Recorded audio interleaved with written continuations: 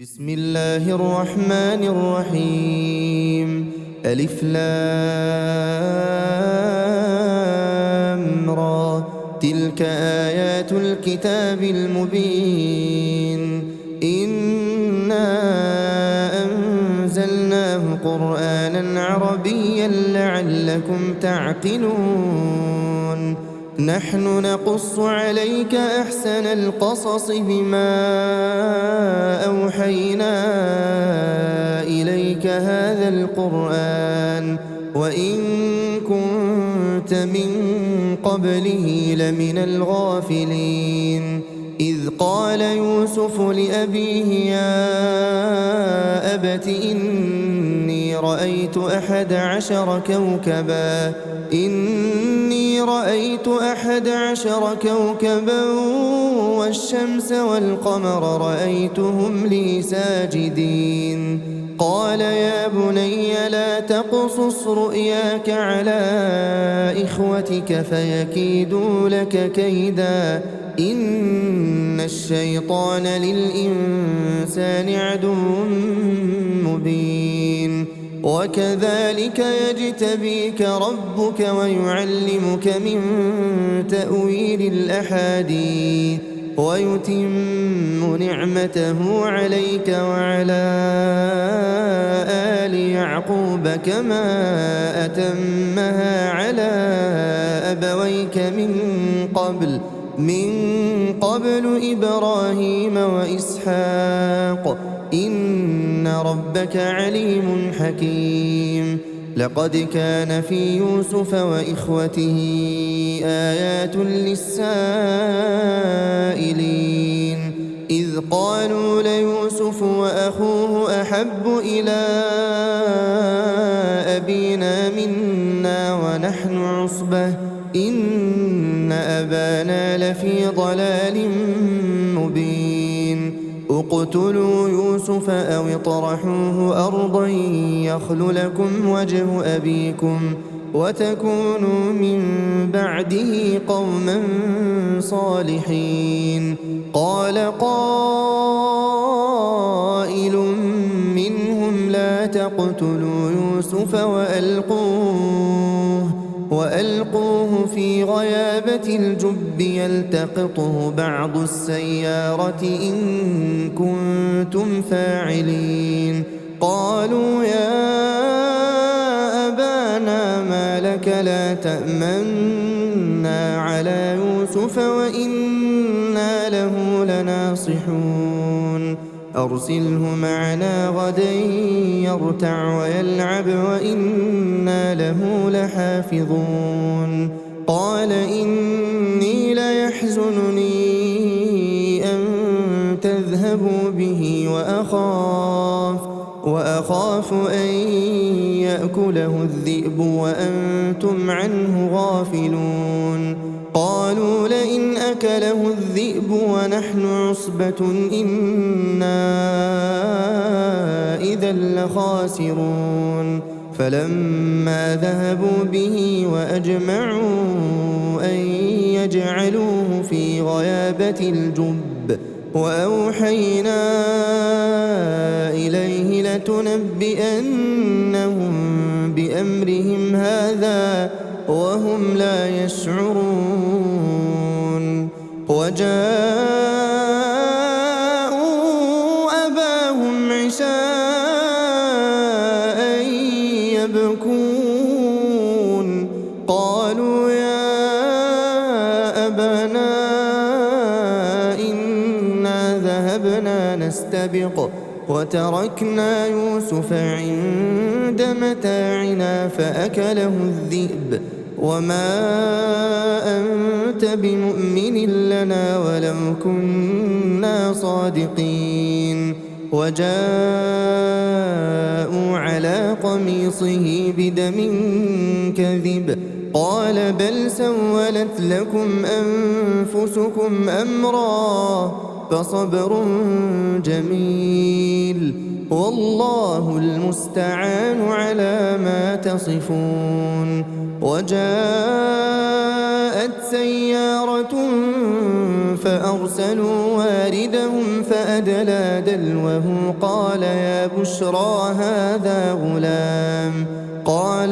بشرى هذا غلام وأسروه بضاعة والله عليم بما يعملون وشروه بثمن بخس دراهم معدودة وكانوا فيه من الزاهدين وقال الذي اشتراه من مصر لامرأته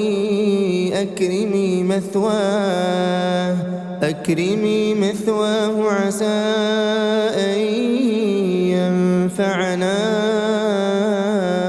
أو نتخذه ولدا وكذلك مكنا ليوسف في الأرض ولنعلمه من تأويل الأحاديث والله غالب على أمره ولكن أكثر الناس لا يعلمون ولما بلغ أشده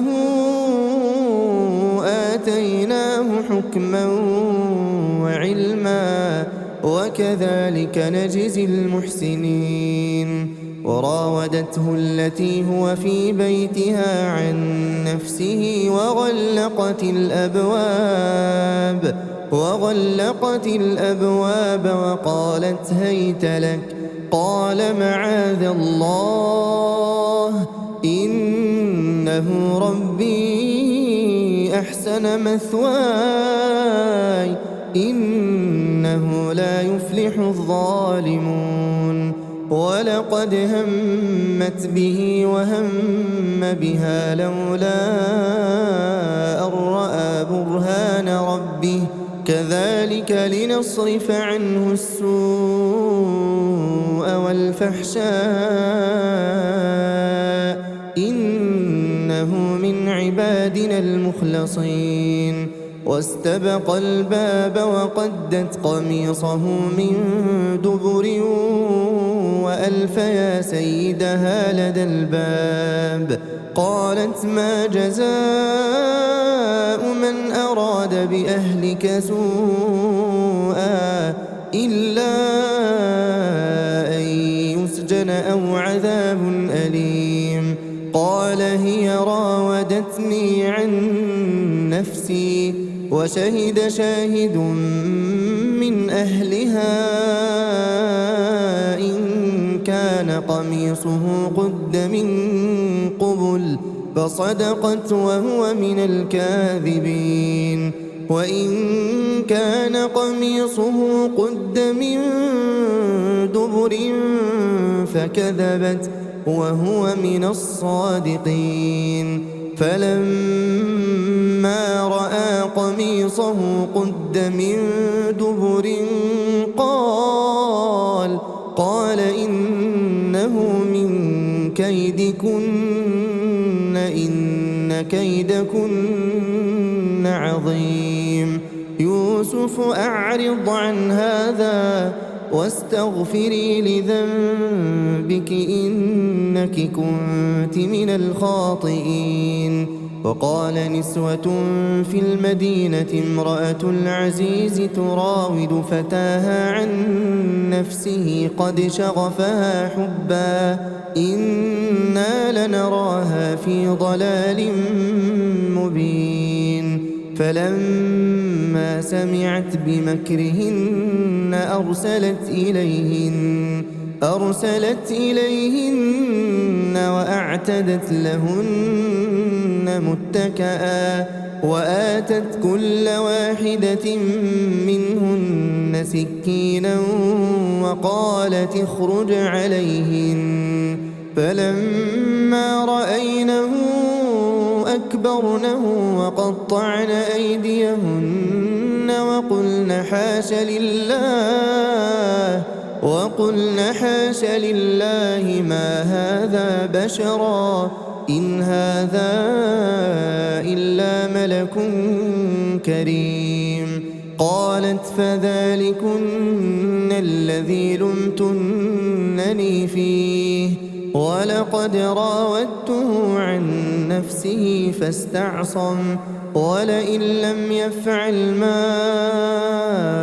آمره ليسجنن وليكونن من الصاغرين قال رب السجن أحب إلي مما يدعونني إليه وإلا تصرف عني كيدهن أصب إليهن وأكن من الجاهلين فاستجاب له ربه فصرف عنه كيدهن إنه هو السميع العليم ثم بدا لهم من بعد ما رأوا الآيات ليسجننه حتى حين ودخل معه السجن فتيان قال أحدهما إني أراني أعصر خمرا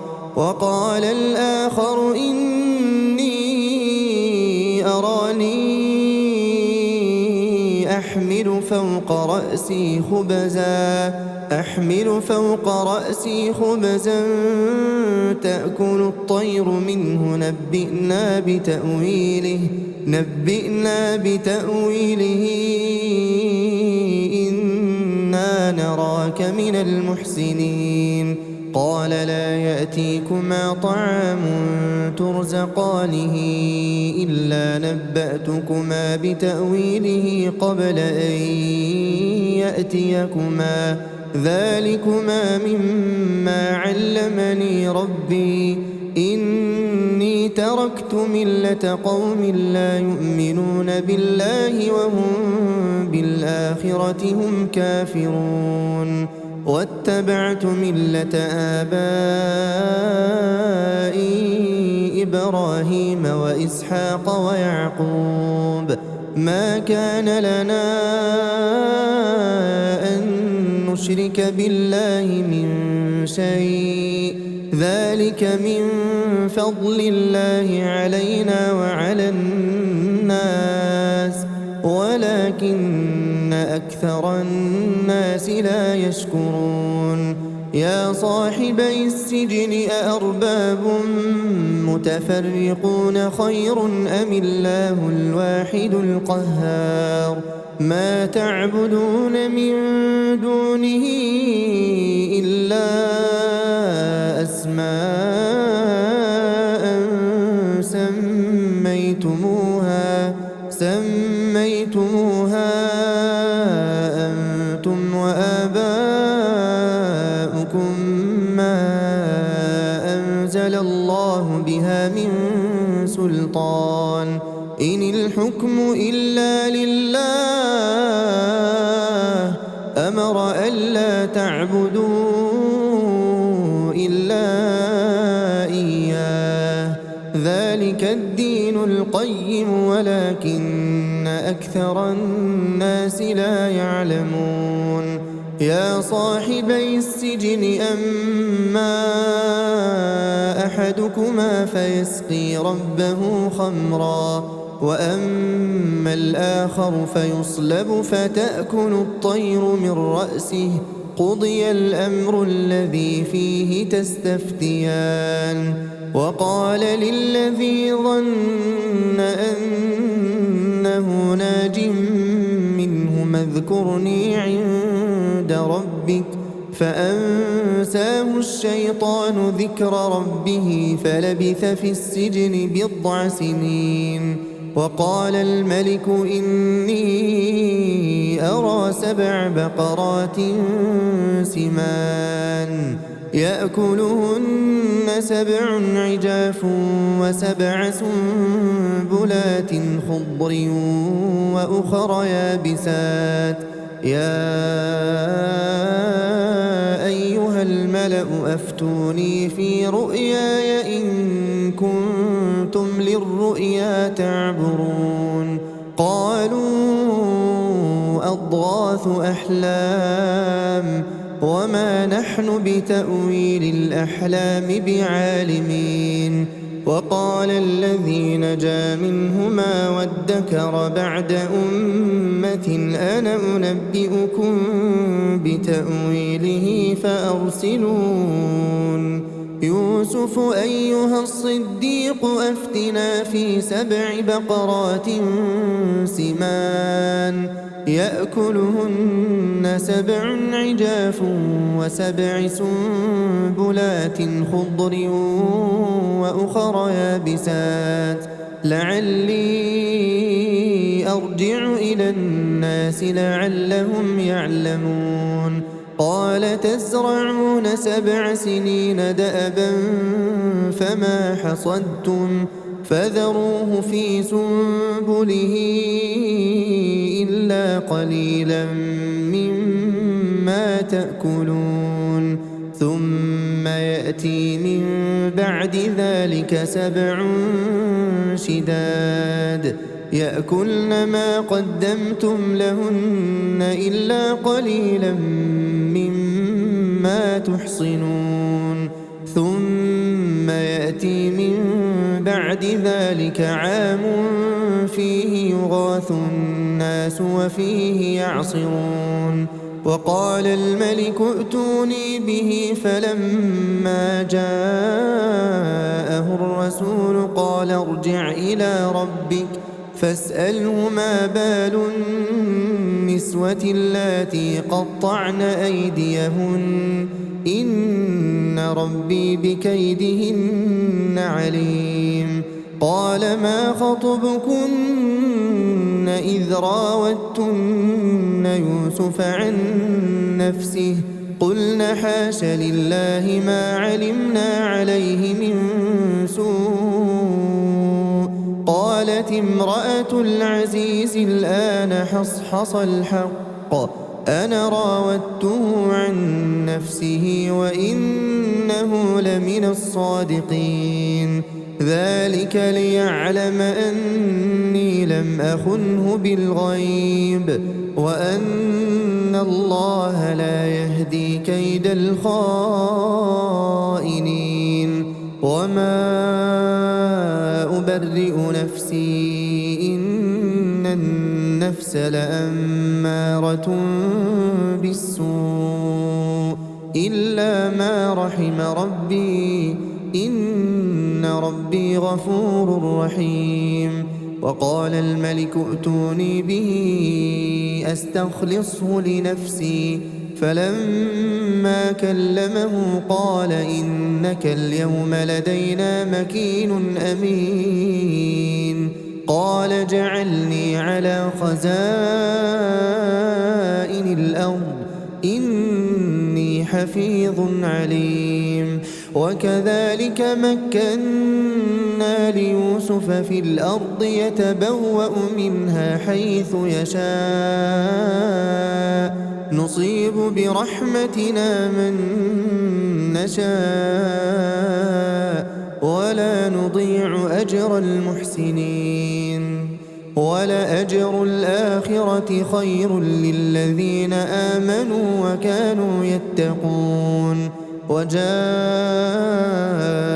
إخوة يوسف فدخلوا عليه فعرفهم وهم له منكرون. ولما جهزهم بجهازهم قال ائتوني بأخ لكم من أبيكم ألا ترون أني أوفي الكيل وأنا خير المنزلين.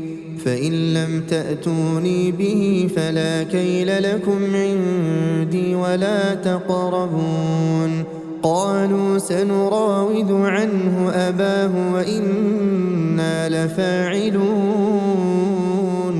وقال لفتيانه جعلوا بضاعتهم في رحالهم لعلهم يعرفونها إذا انقلبوا إلى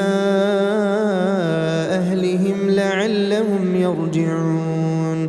فلما رجعوا إلى أبيهم قالوا يا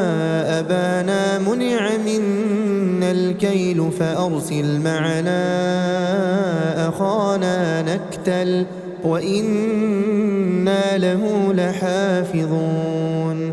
قال هل آمنكم عليه إلا كما أمنتكم على أخيه من قبل فالله خير حافظا وهو أرحم الراحمين.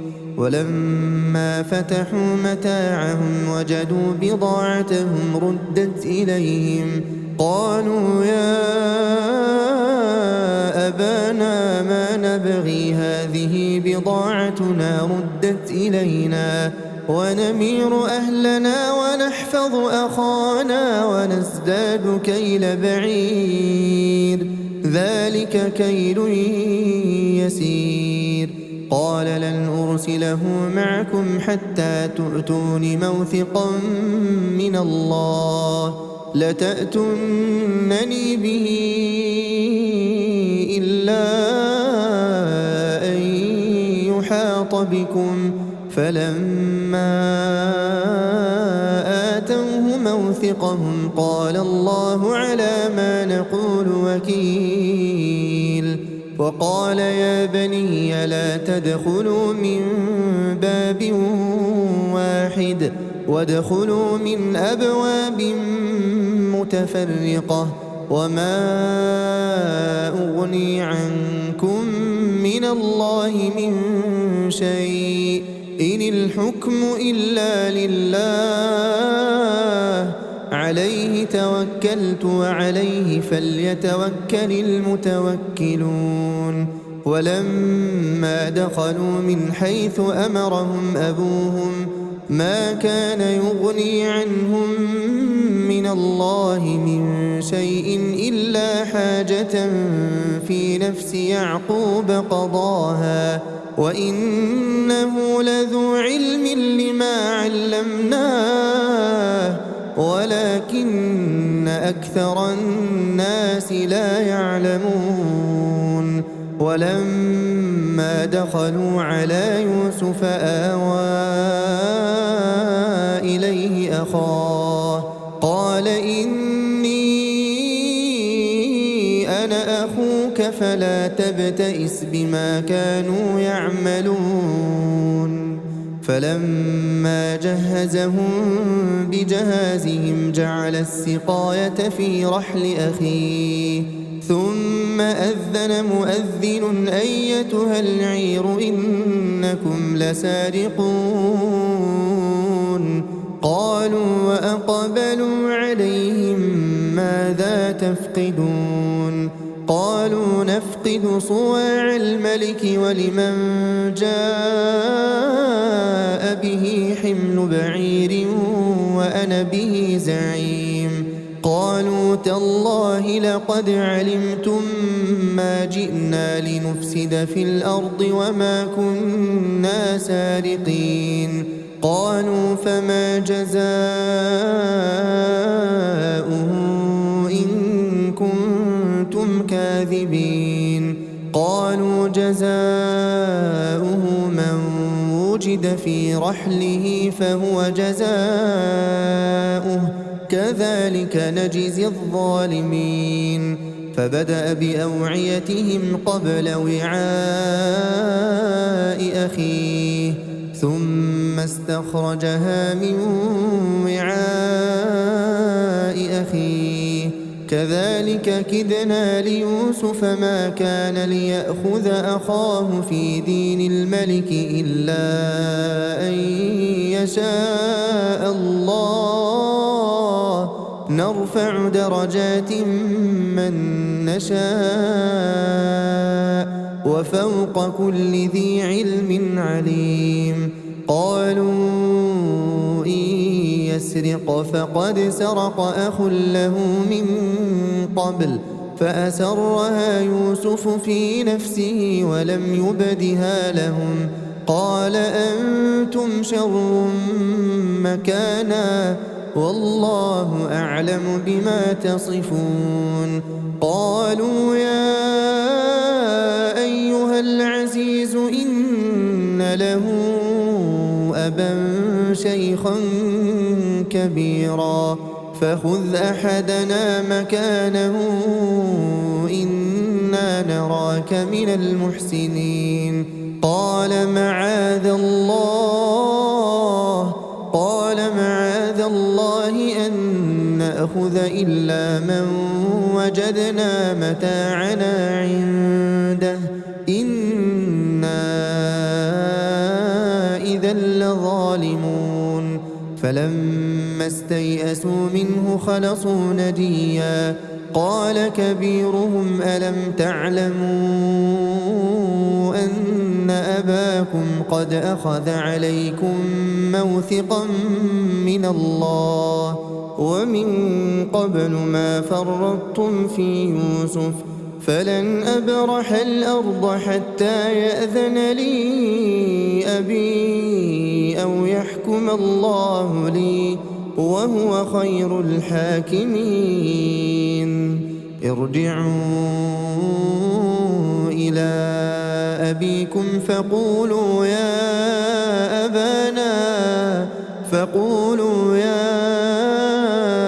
أبانا إن ابنك سرق وما شهدنا إلا بما علمنا وما كنا للغيب حافظين.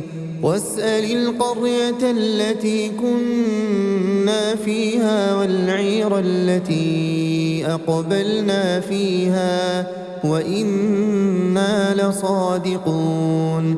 قال بل سولت لكم أنفسكم أمرا فصبر جميل عسى الله أن يأتيني بهم جميعا إنه هو العليم الحكيم. وتولى عنهم وقال يا أسفا على يوسف وابيضت عيناه من الحزن فهو كظيم. قالوا تالله تفتأ تذكر يوسف حتى تكون حرضا أو تكون من الهالكين. قال إنما أشكو بثي وحزني إلى الله وأعلم من الله ما لا تعلمون. يا بني يذهبوا فتحسسوا من يوسف وأخيه ولا تيأسوا من روح الله إنه لا ييأس من روح الله إلا القوم الكافرون. فلما دخلوا عليه قالوا يا أيها العزيز مسنا وأهلنا الضر وجئنا ببضاعة مزجاة فأوف لنا الكيل وتصدق علينا إن الله يجزي المتصدقين. قال هل علمتم ما فعلتم بيوسف وأخيه إذ أنتم جاهلون؟ قالوا أئنك لأنت يوسف؟ قال أنا يوسف وهذا أخي قد من الله علينا إنه من يتق ويصبر فإن الله لا يضيع أجر المحسنين. قالوا تالله لقد آثرك الله علينا وإن كنا لخاطئين. قال لا تثريب عليكم اليوم يغفر الله لكم وهو أرحم الراحمين. اذهبوا بقميصي هذا فألقوه على وجه أبي يأت بصيرا وأتوني بأهلكم أجمعين. ولما فصلت العير قال أبوهم إني لأجد ريح يوسف لولا أن تفندون قالوا تالله إنك لفي ضلالك القديم فلما أن جاء البشير ألقاه على وجهه فارتد بصيرا قال ألم أقل لكم إني أعلم من الله ما لا تعلمون قالوا يا أبانا استغفر لنا ذنوبنا إنا كنا خاطئين قال سوف أستغفر لكم ربي إنه هو الغفور الرحيم فلما دخلوا على يوسف آوى إليه أبويه وقال ادخلوا مصر إن شاء الله آمنين ورفع أبويه على العرش وخروا له سجدا وقال يا أبت هذا تأويل رؤياي من قبل قد جعلها ربي حقا وقد أحسن بي إذ أخرجني من السجن وجاء بكم من البدو من بعد أن نزغ الشيطان بيني وبين إخوتي إن ربي لطيف لما يشاء إنه هو العليم الحكيم رب قد آتيتني من الملك وعلمتني من تأويل الأحاديث فاطر السماوات والأرض أنت وليي في الدنيا والآخرة توفني مسلما وألحقني بالصالحين ذلك من أنباء الغيب نوحيه إليك وما كنت لديهم إذ أجمعوا أمرهم وهم يمكرون وما أكثر الناس ولو حرصت بمؤمنين وما تسألهم عليه من أجر إن هو إلا ذكر للعالمين وكأين من آية في السماوات والأرض يمرون عليها وهم عنها معرضون وما يؤمن أكثرهم بالله إلا وهم مشركون أفأمنوا أن تأتيهم غاشية من عذاب الله أو تأتيهم الساعة بغتة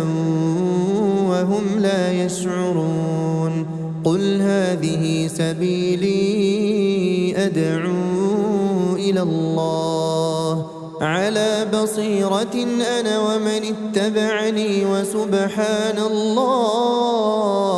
وسبحان الله وما أنا من المشركين وما أرسلنا من قبلك إلا رجالا نوحي إليهم من أهل القرى أفلم يسيروا في الأرض فينظروا كيف كان عاقبة الذين من قبلهم ولدار الآخرة خير للذين اتقوا أفلا تعقلون حتى إذا استيأس الرسل وظنوا أنهم قد كذبوا جاءهم